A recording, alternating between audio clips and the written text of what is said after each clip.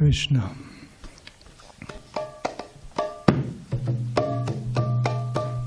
Jaya Radha Madhava Kunja Bihari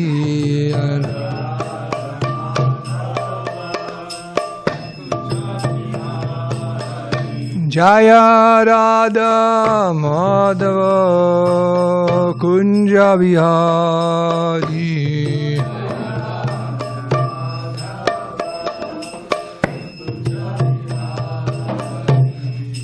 Gopi Jana Vallabha Girivardhari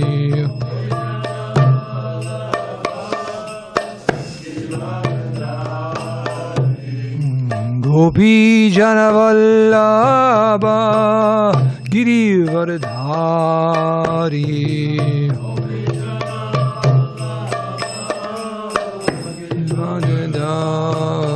Jasura Nandana Vraja Janaranjana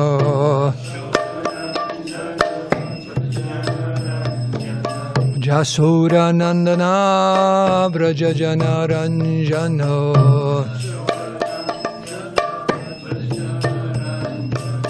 Jamunatira Vanachadi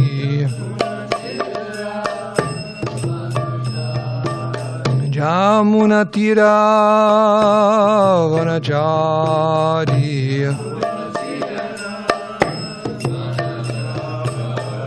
Jaya Radha Madhava Kunja Bihari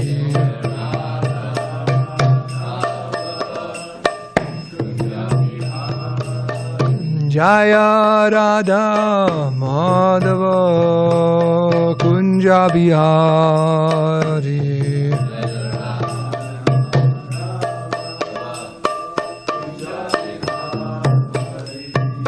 Gopi Janna Vallabha Girivardhari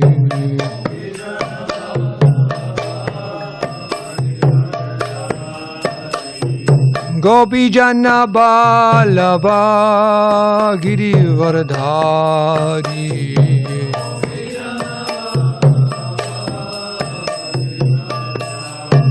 Jasura Nandana Vraja Janaranjana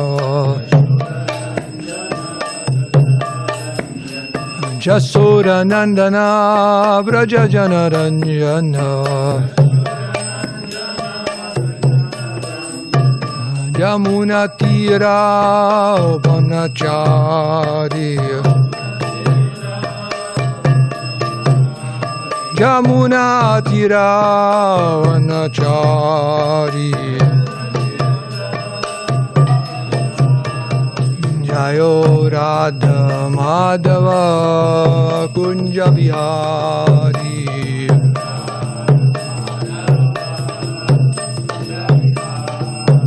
Jayo Radha Madhava Kunja Bihari Kunja Bihari Gopi Janna Vallabha Girivardhari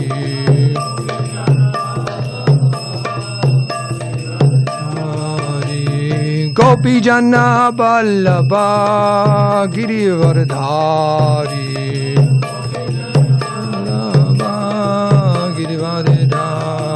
Yashoda Nandana Vraja Janaranjana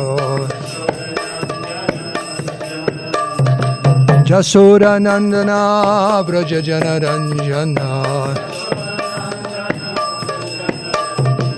Jamuna Tira Vanacharya Jamuna Tira Vanacharya Vanachari Jayo Radha Madhava Kunja Bihari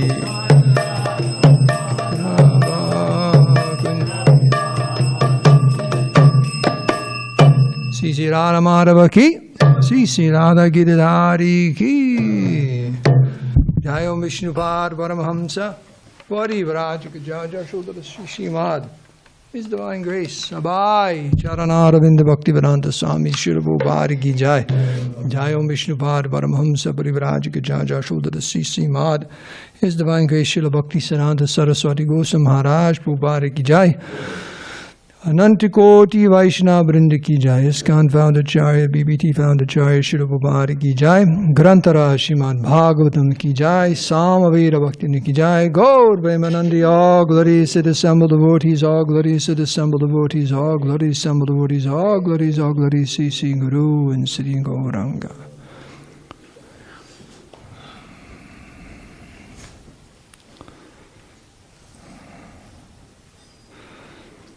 Here we go. Okay.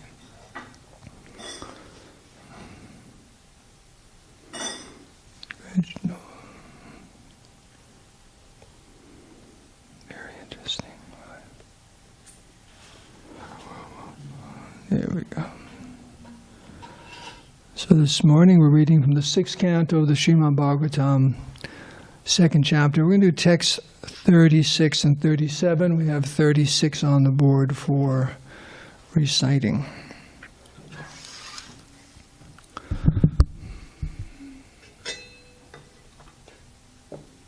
Hare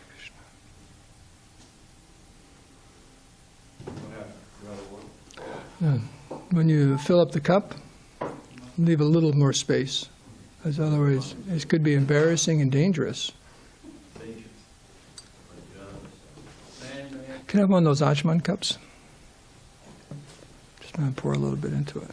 I remember in a class a long time ago we were talking about how it's spelled out specifically how much water to put into a cup.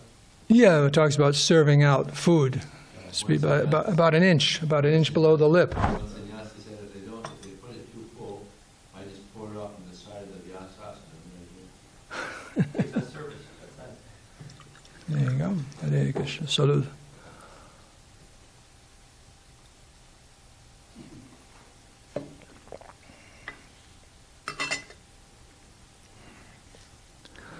Om Namo Bhagavate Vasudevaya. Om Namo Bhagavate Vasudevaya.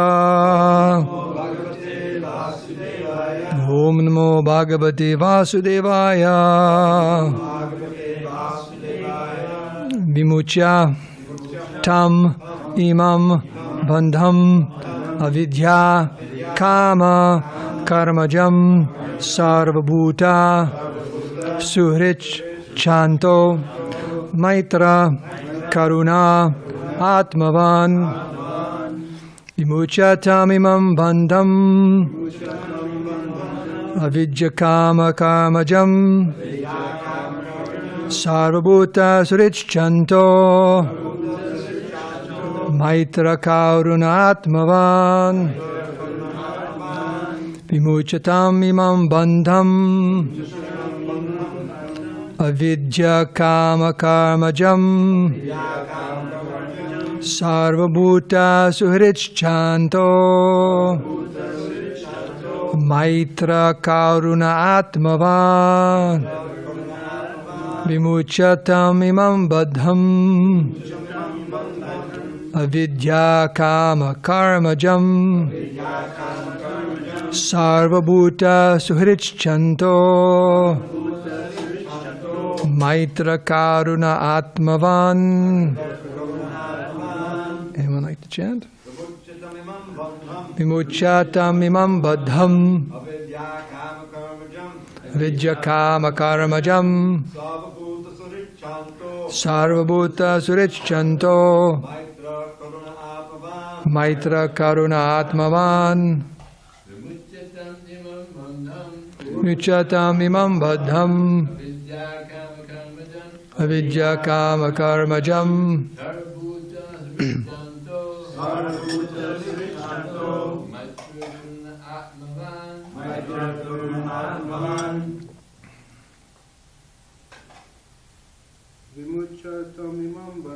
Vimuchatam imam badham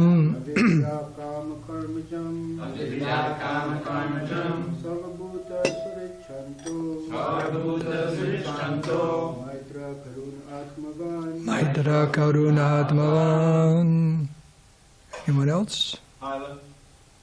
Vimucyatamimam bandham Tamimam Badam Vichikama karmajam Avidya Kama Karmajam Sarvabhuta sarichanto Sarvabhuta Surichanto Maitra karuna atmavan Maitra Karuna Atmavan. Manibandha, did you like chanting?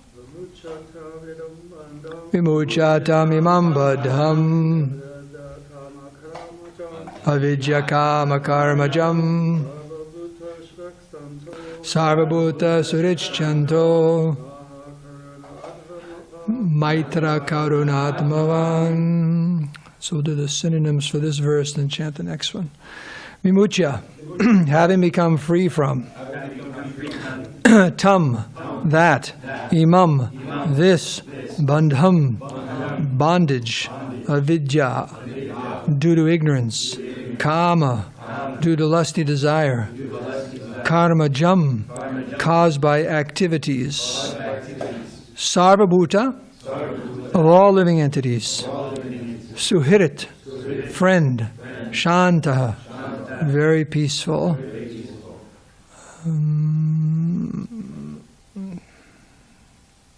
Yeah. Maitra, friendly. Karunaha, merciful. Atmavan, self-realized. Next verse. Moche grastam atmanam yoshin mayayatma mayaya vikriddito yayayavaham kriddha mrigha ivadamaha. Should I do the word for that? No. Okay, on to the translation and purport by Srila Prabhupada. Who's speaking here? Okay. You all knew that, right? Anjamil was speaking? Okay, just checking. Because of identifying oneself with the body, one is subjected to desires for sense gratification. That's a big truth right there. One line says it all. And thus one engages in many different types of pious and impious action. This is what constitutes material bondage. Now I shall disentangle myself from my material bondage, which has been caused by the Supreme Personality of Godhead's illusory energy in the form of a woman. Being a most fallen soul, I was victimized by the illusory energy and have become like a dancing dog led around by a woman's hand. Now I shall give up all lusty desires and free myself from this illusion. I shall become a merciful, well-wishing friend to all living entities and always absorb myself in Krishna consciousness. Purport. This should be the standard of determination for all Krishna-conscious persons. The Krishna-conscious person should free himself from the clutches of Maya, and he should also be compassionate to others suffering in those clutches. The activities of the Krishna-conscious movement are meant not only for oneself, but for others also. This is the perfection of Krishna consciousness. One who is interested in his own salvation is not as advanced in Krishna consciousness as one who feels compassion for others and who therefore propagates the Krishna consciousness movement. Such an advanced devotee will never fall down, for Krishna will give him special protection. This is the sum and substance of the Krishna consciousness movement. Everyone is like a play toy in the hands of the illusory energy and is acting as she moves him. One should come to Krishna consciousness to release oneself and also to release others. Om Gyan Timarandasya Gyananjana Salakaya Chakshul Unminitam Dinataismai Sri Gurve Namaha Sri Krishna Chaitanya Prabhu Nityananda Shri Dvaita Gadadhar Shiva Sri Gaur Bhakti Vrinda Hare Krishna Krishna Krishna Hare Hare Hare Rama Rama Rama Hare Hare Banchika Padrubhascha Kripa Sindhu Bhevacha Patitanam Bhavani Bho Vaishnavi Bho Namo Namaha. So by your good wishes I'll try to say a few words. Let's read the translation again. Because of identifying oneself with the body, one is subjected to desires for sense gratification, and thus one engages in many different types of pious and impious action. This is what constitutes material bondage. Now I shall disentangle myself from my material bondage, which has been caused by the Supreme Personality of Godhead's illusory energy in the form of a woman. Being a most fallen soul, I was victimized by the illusory energy and have become like a dancing dog led around by a woman's hand. Now I shall give up all lusty desires and free myself from this illusion. I shall become a merciful, well-wishing friend to all living entities and always absorb myself in Krishna consciousness. Okay.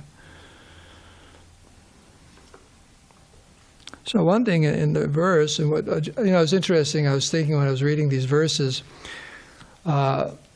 Sometimes in conversations of devotees, they always say, "Hey, how did you come to Krishna consciousness?" And they rub articles in Back to Godhead, how people came to Krishna consciousness. Can you imagine sitting in a room with Ajamil? Hey, how'd you come to Krishna? Well, let me tell you my story. You know, in fact, we have a member of our congregation who saw the Yamadutas in the hospital. And he said that it really shocked him. I don't know if he's in hardware now, but I don't think so. Okay, but it made an impression on him. But how do you come to Krishna consciousness? Well, I was about ready to be pulled out of my body by the Yamadutas, and in fact, we have one devotee passed away years ago, Rasananda, in the 80s and 70s. He was here, and he said he was in a hospital, and the Yamadutas came in the room. And he said, "You got the wrong room. I'm a devotee," and they left. Oh, 302, sorry. Sorry about that. So he said, "I'm a devotee. You got the wrong room," and they just left. So that's what he said. So. He just said he's a devotee. Did you say he's a Prabhupada? Well, he's not a disciple of Prabhupada. He said, "I'm a devotee." He said, "You got the wrong room," and they left. So, like that. Hare Krishna. So, and another point in the verse here, and it may come up while I'm speaking, but I just wanted to mention it because it may be misunderstood. He's saying here, because being a most fallen soul, I was victimized by the illusory energy and had become, one above that. I disentangle myself from my material bondage, which has been caused by the Supreme Personality of Godhead's illusory energy in the form of a woman. Well, Ajamil caused his own problems, right? He's the one. He opened himself up to be entangled by that illusory form, like that. It was, he let his guard down, if you want to call it that. Let his guard down. So, but he's responsible for allowing himself to be victimized, like that. So Prabhupada said this is the standard determination for all Krishna conscious persons to free oneself from the clutches of Maya and also be compassionate for all others suffering in those clutches. And this first verse, in the end of the last line or two, is saying that devotee has to become a friend to all living entities, Shanta, very peaceful, Maitra, friendly, Karuna, merciful. Like that. That's how a devotee has to be. My memory is fading me, but there's a famous verse in the third canto about devotees, about being merciful. What is that by Kapila Dev? Yes. Tatikshava Karunika. Like that. Must be tolerant and merciful and kind to all living entities. This is the sadhu. These are the ornaments of a sadhu. So one has to free oneself from Maya, and then a symptom of that freedom is one is feeling very, very compassionate for the sufferings of others. It says a Vaishnava's heart is very, very soft. It's not hard. It's not hard at all. Actually, in the Nectar of Devotion, it's compared to butter. Soft, like butter. A devotee's heart. So, hard-hearted, you've heard that expression before. Such a hard-hearted person. I don't know why they let Dharmasetu sit there and give class. He's so hard-hearted. Yeah, steel-framed heart. So, what does that mean?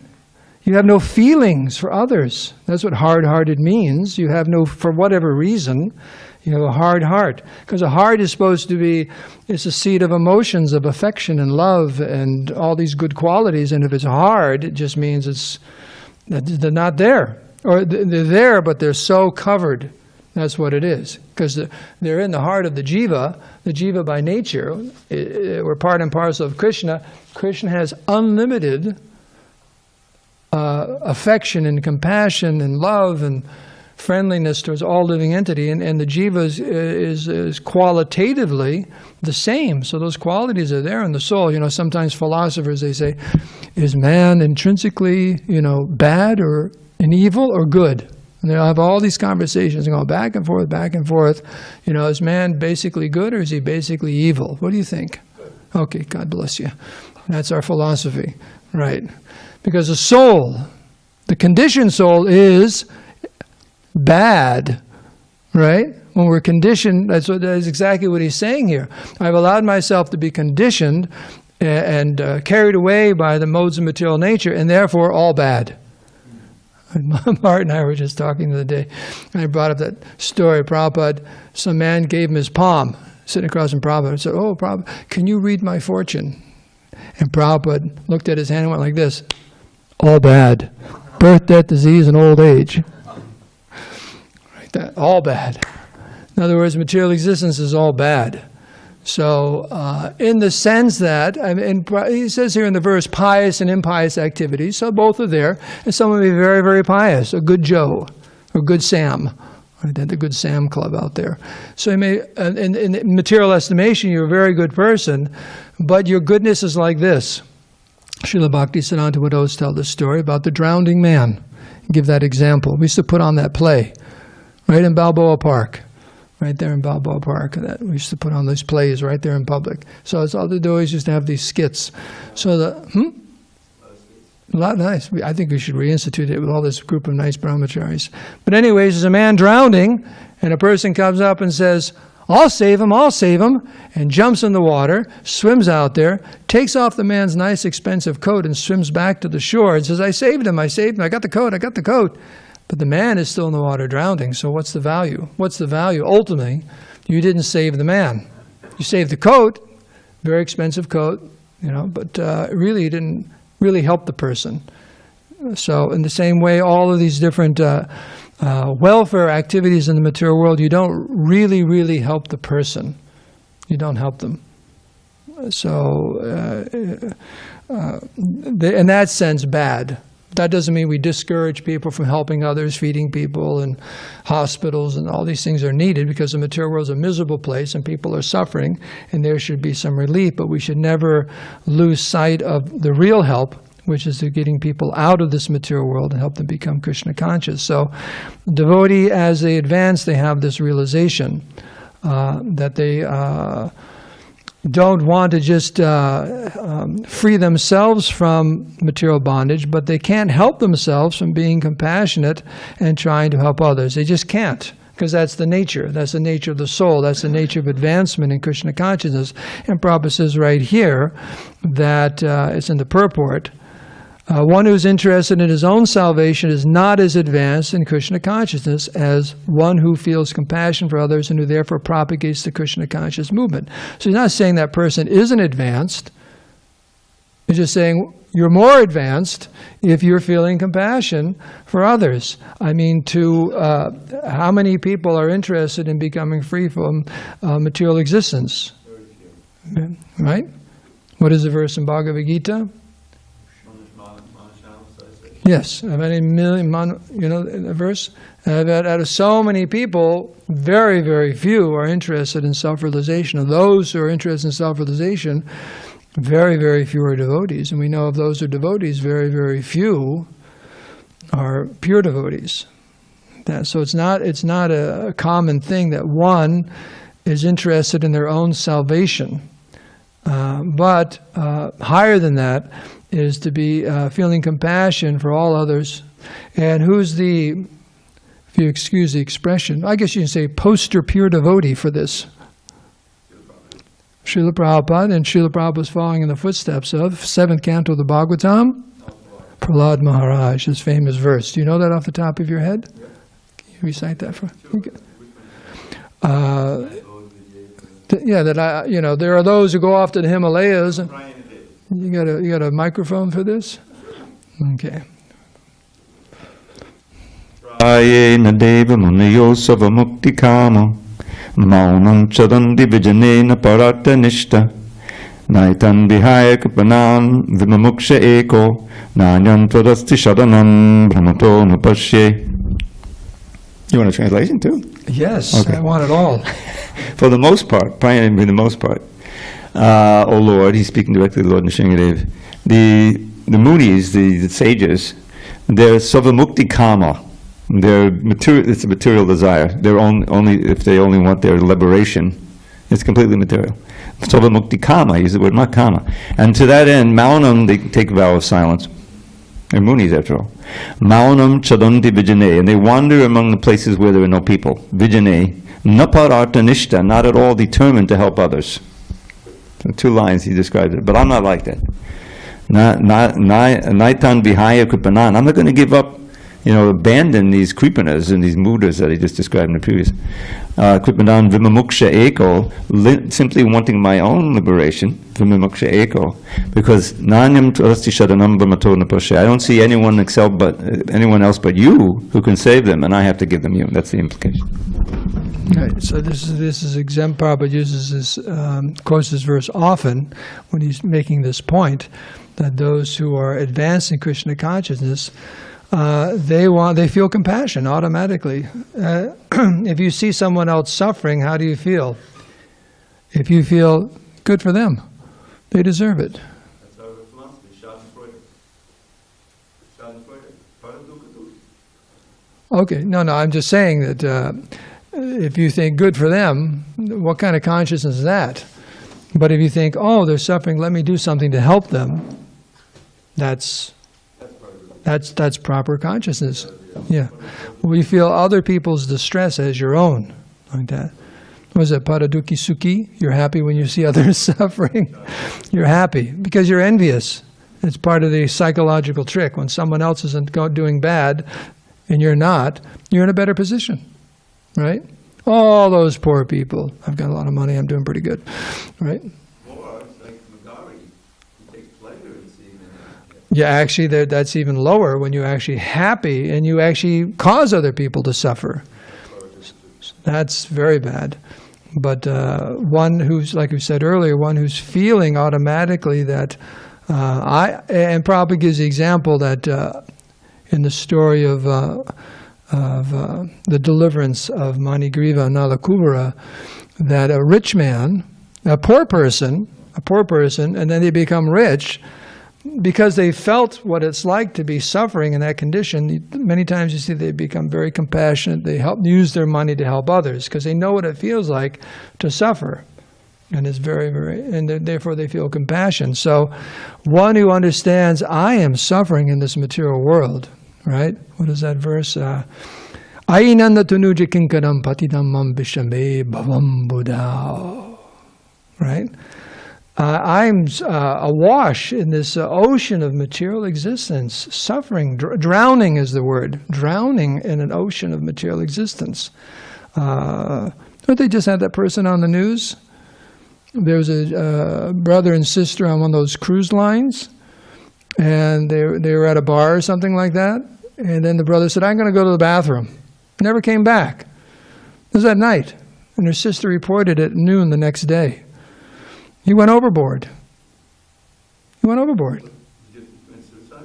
What happened was, somehow or other, it's a miraculous, he was actually, and the boat turns around, but that was noon the next day for a little while, then they had to go on, I think it was to the Caribbean, well, anyways, he stayed alive for 15 hours treading water until the lifeguard, what do you call it? Coast Guard rescued him. So, talk about drowning and floating in ocean. Somehow they said it was a miracle. Well, these people never live. You go overboard and how long could you tread water? You wonder about sharks looking for something tasty, right? But somehow or other, he was rescued. But can you imagine what's going on in his mind? I'm out here. This is it. I'm just drowning in an ocean. So a conscious or conscientious jiva starts seeing that, my goodness, I am in this material world, and it's an ocean of dosha, ocean of faults, right? Nidhe Rajhan, right? That the Kali Yuga is an ocean of faults. The material world is an ocean of faults. So many problems, and I'm drowning in it. What is that famous line by Bhaktivinoda Thakur? Habudugu Bhai, up and down, sometimes up above the water. So one starts feeling like that, and then seeing that everyone else is suffering. And then I've been pulled out. What would I do? Just go away? Or no, I'll try to pull other people out. That's a natural response or a consciousness. And that means advancement in spiritual consciousness. People expect spiritual people to be compassionate and helpful to others who are suffering in this material world. And a lot of times that's misplaced or not fully, because they don't understand. If everyone's in the bodily concept of life, even in religion, then they're thinking their welfare work for others is in the body. You feed people, you help people in that way with their material life. But because devotees know of the transcendental platform, they're giving the greatest gift. The greatest gift you can give someone is to get them out of the material world. What could be greater than that?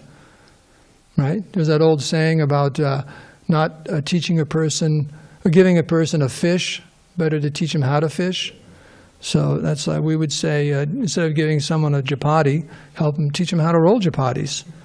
How are you doing on your chapatis? Good? You getting pretty good at it? That one's really tough. Oh my goodness, we got to help him. Saul is the one I'm thinking of. He's practicing. How you doing good on your chapatis? You work on them. Okay, so instead of just giving someone a chapati, teach him how to roll chapatis. Oh God. Send him to the kitchen right now. You work with Mahabharata today. Okay. So the point is, the suffering will never stop unless people come to spiritual consciousness, to Krishna consciousness. It won't stop. It'll stop and start. Right? It'll stop and start. But that's not good enough. Right? The example is given just like you have something wrong and they give a painkiller. You didn't really solve the problem. Just give it, it goes away for a little while. Take an aspirin, right? Ibuprofen or an aspirin or something like that. It goes away. But because you haven't dealt with the cause of it, not just like if you have a headache and you take an aspirin, you think that you're never going to have a headache the rest of your life? You're going to have a lot of headaches, especially join the Hare Krishna movement. A lot of headaches. You know what those headaches are? How to deliver the fallen souls. There's going to be a lot of headaches, and those are good headaches. So the point is, it just stops for a little while, but doesn't go away, the problem. The only way to make the problem go away is to become Krishna conscious. So someone who starts, like Ajamil, he had that revelation. He said, I've allowed myself to suffer in this. I'm over with it. I'm done. Prabhupada says determination. And I think in the previous verse also this was brought up again, that considering how much we were suffering in the past, Prabhupada, I think there are two purports before this, Prabhupada said that. Considering how much we were suffering in the past, the devotee never forgets his previous life, how miserable it was, and how thankful he is that he's now a devotee, and how protective he will be of his Krishna consciousness, and automatically that means you want to help others, give other people Krishna consciousness. Just give them the opportunity to become Krishna conscious. That's the symptom of an advanced soul, that they are karunika, very, very merciful. And along with that comes tatikshava, which means tolerant. Because in the material world, there's always a problem. Just right now, if you think for a moment, we're all suffering. Maybe it's the way you're sitting. Maybe you're falling asleep. Maybe you're thinking about something. Maybe you're wondering when this class could be over so I could have something to eat. Whatever it might be. It's always something in the material world. Tatikshava, so one has to be very tolerant. And also in one's preaching work, one has to be very, very tolerant, because we're trying to give Krishna consciousness to others who aren't interested. At best, sometimes vehemently opposed. Right? But one has to be tolerant and try their best to give everyone Krishna consciousness. And that's the devotee's life. And here's the perk. It's right here in the purport. Remember this? What Prabhupada says? There's one line. Such an advanced devotee will never fall down, for Krishna will give him special protection. Krishna protects the preachers. And that gives him special protection. Don't take advantage of it. But one who is absorbed in trying to give other people Krishna consciousness, Krishna is very, very pleased. In fact, he says in the Bhagavad Gita, in the 18th chapter, there is no one more dear to him than that person who's trying to spread the Bhagavad Gita, spread Krishna consciousness. So that protection is always there. Krishna protects. And Prabhupada says, this is the sub and substance of the Krishna consciousness movement. Like that. So, it's 8:26. There is probably some questions and some discussion on this important point, how Ajamil came to Krishna consciousness in his realization. So does anyone have any comments or questions?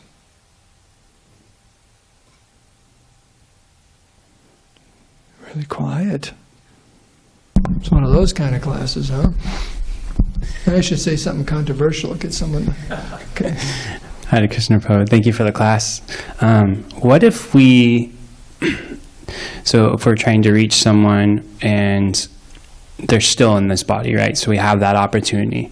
But what if we get into a situation where maybe they're not responsive, or we come across them and it's that time we didn't get that conversation? What can we do? So for me, an example is kind of very strange, but I was told on Thanksgiving that a family member was stopping their treatments for cancer, and they said, they were responsive, talked to me, and I said, well, I'd love to come see you soon. So a couple days passed, schedule it. I was like, I'm not going to wait around because I don't know how long they'll have.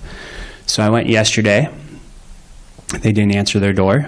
Eventually someone said, just go inside, and they were unresponsive, and that was it. So I must have missed them in this body by a few hours. So now I don't have that opportunity. I don't get any way to share anything. And so from there I was thinking, what can we do in that situation? How can we reach someone if they're either not verbally responsive, maybe they're kind of, something's off mentally, but we're interacting somehow with them? What can we do? What can we say in that situation? If that makes sense. Well, one thing is that if you're talking about someone who's alive but unresponsive in a coma or something like that. So that'd be one situation. Well, this person was already left their body. Okay. Yeah. Okay. Well, if they're unresponsive, the holy name is powerful. Doesn't matter if a person's conscious or unconscious. It has an effect on the soul. And then is it a family member? Yeah. Okay, well, family members share a percentage of any devotional service you do. And you can also say a prayer and give them the result of your devotional service. There's that. And they also have the Vaishnava Shraddha ceremony where you offer them prasadam and tarpana. But your devotional service, you can give the benefit. Automatically take a percentage, but if you want to increase the percentage, you can actually give them that benefit. So those are different things you can do for family members. Wonderful. Thank you, bro. Just to add on that point, a few days ago, I guess you weren't here, Stevie, but Buddy Ramanuj gave class, and he told an amazing story. I'm not going to go into detail, but a fellow had some kind of a stroke or something, and he was in a coma. And doctors are all saying, well, he's going to very likely he's going to depart from this, So they came to visit him, and the wife was talking about how she's going to, inherit everything and spend it, and the daughter, some son or something, was saying, well, now finally we can. He was hearing everything, and then he awakened. So that's unusual. And then, anyway, it obviously wrecked the marriage. But the point is that generally, that even if someone is in a coma like that, the hearing can still be functioning. And so you can chant, you can read to them, you can, let them know that you're there, So that's something. If there's still some life, some pulse, then there may be some, Okay. So that's something you can do. Oh, thank you. That was a really nice class. I usually have to cook breakfast, so it's really nice to be back in your So we're audience. fasting today or what? Oh, no. We have expert cooks making idlis today, so yeah, okay. I got. Hey, welcome back, Kunja Bahari. He's been gone for a week. It's very nice to have this devotee back with us. And you touched upon something, actually, there's really nice about those how did you come to Krishna stories. They're very powerful. I remember Bhaktinanda Tirtha, when he was visiting up the Northwest, he started his class by just saying that. Can everybody talk about how they came to Krishna? And it always seems when they tell those stories, there's this like inflection point where some kind of Krishna's hand behind the scenes happen. There's always some kind of, oh, wow, right? Like everyone who comes to Krishna, there's some moment where they're put in distress or there's relief or some kind of miracle. That's what I've at least experienced. So it's kind of cool when you hear those stories build to a point where you're kind of like, oh, there's Krishna. Yeah, there's pulling him home, you know? So that's really nice. You were talking about this idea of the previous verses were talking about lamentation. In lamentation, it's hard to deal with, but it was saying that it's a good thing. And I remember reading in either the purport or the text saying that we shouldn't give up that lamentation. We should always remember, you know, the bad behavior we were doing before we became Krishna conscious and try to veer clear of doing that because we're always remembering it. So I was trying to think two things. How do we live with that? Because lamentation doesn't necessarily feel good. You're lamenting about things you did that you probably wouldn't have done had you known better. And then also, when you become initiated, you're lifted of the karmic energy that was associated with those poor deeds. So how are we supposed to comfortably live with lamentation for our past deeds while we're also experiencing the bliss of Krishna consciousness? Okay. Well, the point is you can accommodate both emotions can be accommodated in your life.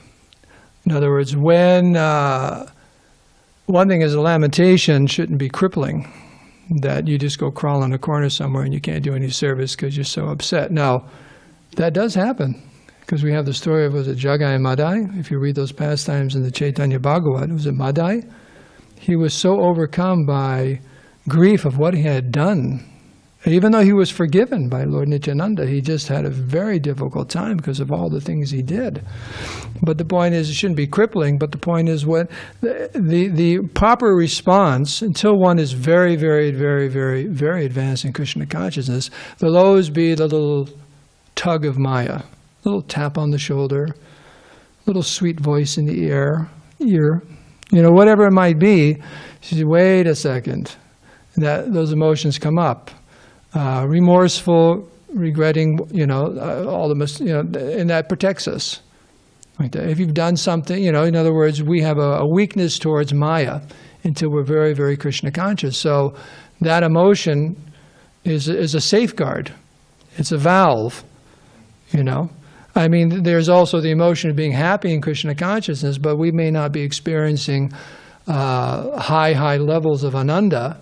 So one of the other safety valves is remembering, you know, what a horrible situation we were in before, and that makes us pull back and say, I don't want to go there again. You know, it's like those old Three Stooges movies. Someone gets slapped, you know, comedians, they just punch in the face, and you go back and get punched in the face again. You go back and get punched in the face again. Say, how many times you got to get punched in the face? Mahabharata tells a story that there's one devotee in maybe El Salvador. He used to always give a class, and he talk about, you know, we sometimes think, how in the world did Jarasandha attack Mathura that many times with that many soldiers and not learn a lesson? Was it 18 times? So he went 17 times. The 17th. 17 times he lost. Right. So he lost 17 times to gather more Akshohinis than were on the battle of Kurukshetra, march on it. Everyone in his army is killed, except for him. Tie him up and let him go home. And he comes back again. You say that he's insane. What kind of... But we're worse than that, because we've tried more than 17 times. How many lives have we had? We keep trying again. So, I mean... Jarasandha is 17. We've maybe 17 million or billion times. We just go back at it.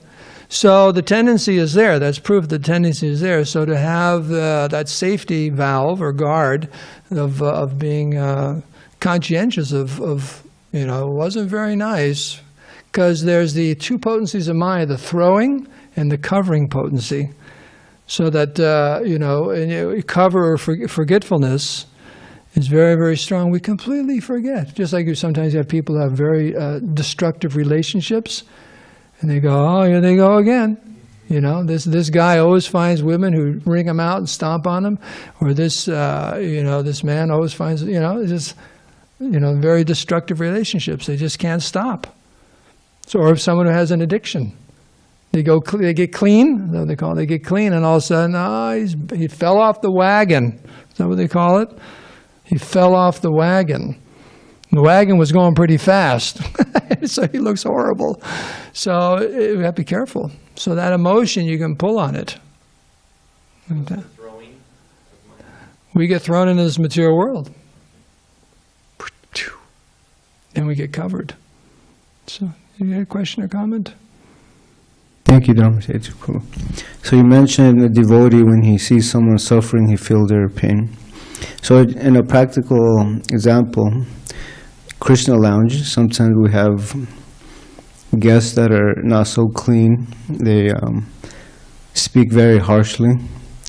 And so they want to come attend, but it's kind of disturbing the other guests. So how do you deal with that, or how should we deal with that? Okay. Compassion means compassion for that person and everyone else who's attending. So it's just common etiquette, and that you have a group of people, it shouldn't stink so much people are passing out, right? So, or leaving. So that's not compassionate. So, I mean, it's such a base consideration that people should be clean enough they can enter in an assembly of other human beings. So if someone can't understand that, they got to do a little work. And sometimes people used to show up and we'd send them around and they'd have them wash their feet and then come in, Okay, so just spray them off, Or sometimes we used to even give people clothes, so they could attend. But, your compassion is there. You've set up a Krishna lounge evening, so that's what your compassion is. So someone's coming to disturb all that. That's not compassion. All the guests who would just have the basic human ability to just be clean enough to come into an assembly. So that other person, your compassion for them is trying to help them understand that. And that understanding, maybe they got to stay away. Just say it's just common sense. Give them a little prasadam and just send them on their way and say, please come back clean. That's all. That's all we're asking. We're not asking for anything. Do you charge? What about offering them a shower? Well, that may be possible. They have some clean clothes, if that's feasible. If it's not, what can you do? And you start getting all homeless guys. Yeah. So I mean, we have what our facilities are and so on. But right. So So does that answer your question? Yeah. They should be compassionate. No, really. Let's talk about compassion. You go into a room filled with other people, and it's so bad that people want to leave or pass out. Well, then it gives them some prasadam and send them on their way. That's all. There's different levels of compassion. It's important to post some rules so that everyone knows beforehand, okay, this is the thing, Like people know, almost everyone knows, you go to a Hare Krishna temple, you got to take off your shoes. They know that by now, but maybe have it posted, but it's good to have rules. Maybe you can hand out a sheet or have something posted so that you're not faced with that situation again and again. And when you're all done, I have a question. Ready? Okay, in this purport, we have the activities of the Krishna consciousness movement are meant not only for oneself, but for others also. This is the perfection of Krishna consciousness. Then, one who is interested in his own salvation is not as advanced in Krishna consciousness as one who feels compassion for others and who therefore propagates the Krishna consciousness movement. So, the previous sentence says, the Krishna consciousness is meant not only for oneself. Now my question is, one who is interested in his own salvation is not as advanced. Are we not supposed to be interested in our own salvation? This is one who is interested in our own salvation. It's not advanced as one who one feels compassion for others. So my question is really one of the assembled devotees, including you. Clearly, what Prabhupada means here is one who is interested only in his own salvation. Right. Right? I'm going to check the manuscript and see maybe he said that. But if not, I'll consult with my other editors and see if we add the word only. Because that's the next sentence he talks about only. It's clearly only. Yes. If you're not interested in your salvation, you wouldn't be here. But mature devotees, both. And that's what the verse is. The previous verse, Naivod Vijay, talks about that. Is that I have no problem. I'm not disturbed at all. Anytime I want, I can just chant your glories and I'm immersed in an ocean of nectar. But Shoche Tado. I am lamenting for these fools and rascals. And the next verse, it goes with it, like the one I gave. So both have to be there. So there's a lot of Bhagavatam food today to consume throughout the day, remembering this verse like that. So we can end here. It's a good idea. All glories to Srila Prabhupada. Srimad Bhagavatam ki jai.